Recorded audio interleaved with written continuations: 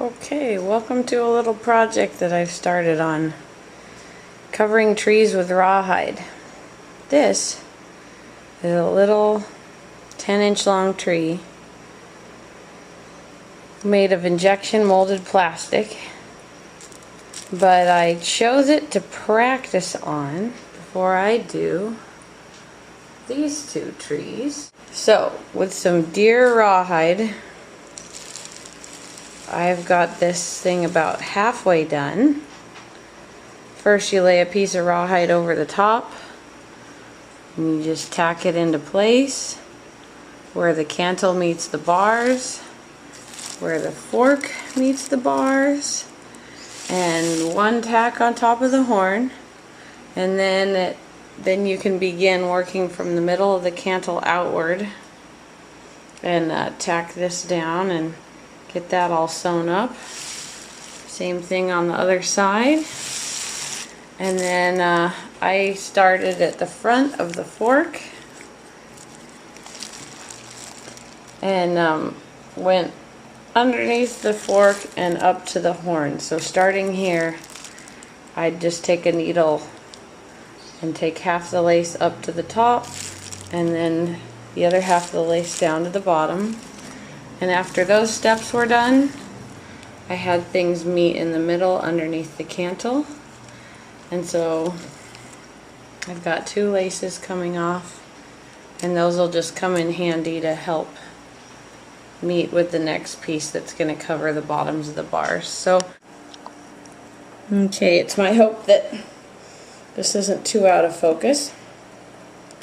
My lace is dyed dark. That was unconventional and optional, but for the sake of sharing this as a demonstration, I thought it would make things much easier to see. So I'm taking my awl, pre-poking the holes, and then running my needle through. It just seems easier. You can buy really sharp needles and push them through with a sewing palm. And I might try that route on the bigger tree. But for this, I just pre-punch.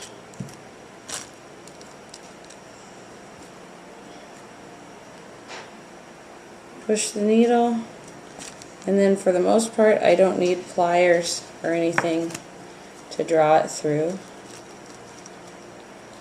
Trying to give the piece over the bar a tug now and then to stretch it some.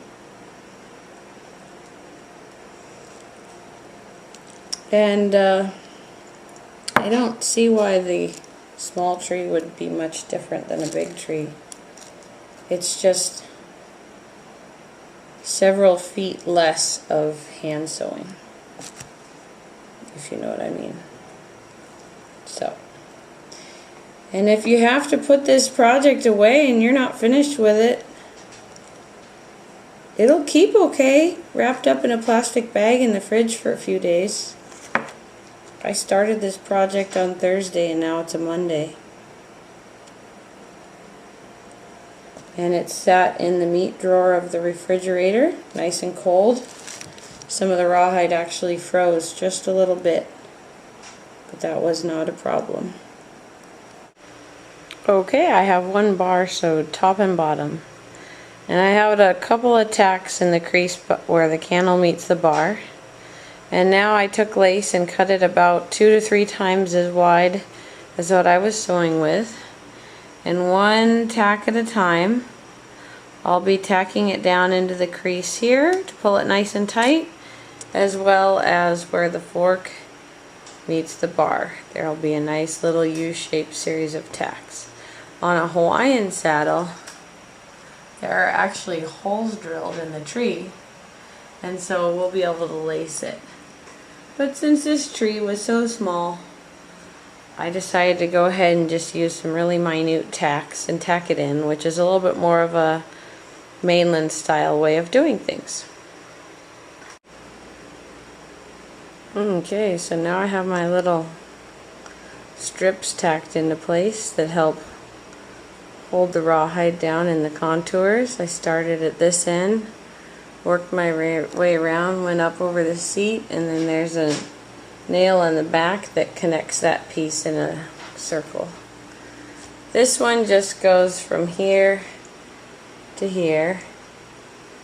The doesn't really need help underneath the fork. Plus, if this becomes a Hawaiian saddle, which it's supposed to, from here to the horn, that's going to get wrapped in rawhide again for the rigging. Okay, so I'm sewing the front of the bar here on the outside. You can see the tacks going down the top bar and a couple of tacks going down the bottom bar. So I just pulled each side of the rawhide snug and temporarily tacked it in place. And then you take your scissors and you trim the upper piece to be above the edge of the bar, and you trim the lower piece to be below the edge of the bar. So on a curve like this, the holes in my upper piece are punched closer together, and the holes on my lower piece are punched a little bit further apart because we're working around a curve.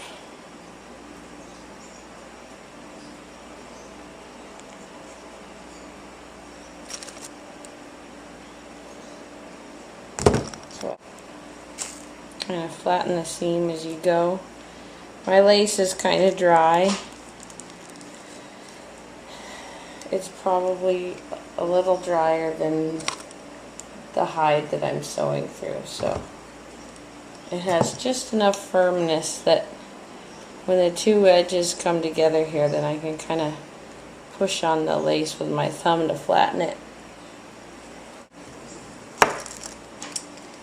Here's a little bit of an adjusted view, and I've got some trimming to do here and here, top and bottom. Okay, so now the lacing's done, and I've got my little rubber poly hammer. As this dries, you just gently hit it every so often to try to flatten these seams. It's going to get the lacing a lot flatter and get the two pieces of rawhide to kind of flatten and meet up. So, since this is deer hide, it might not take long to dry. Cowhide might take days. This might be, you know, mostly dry in a day. So I'll have to really keep an eye on it in the next couple of hours and hammer it a little, because that'll affect how it finishes off. I'm going to keep this twine around the horn until it's for sure dry.